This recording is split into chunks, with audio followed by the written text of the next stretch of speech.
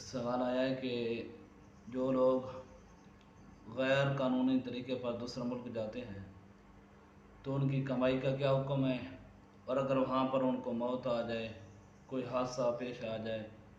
तो आया वो हराम मौत मरेंगे, आया उनकी जनाजा पड़ी जाएगी या नहीं। उसका जवाब ये है कि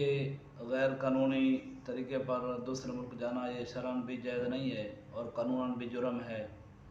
और पकड़े जाने की सूरत में ज़िल्लत और रुसवाई का सबब भी है। लेकिन जहाँ तक कमाई का ताल्लुक़ है, तो अगर वहाँ पर जो काम करने जा रहे हैं, काम कर रहे हैं, अगर वो फ़ी नफ्सी ही जायज़ है तो फिर उसकी कमाई भी जायज़ होगी। इसी तरह अगर वहाँ पर मौत आ जाए तो वहाँ पर उसको ख़ुदकुशी तस्वर नहीं किया जाएगा, बल्कि उनका जनाजा भी पड़ जाएगा और उनके लिए दुआ भी की जा सकती है।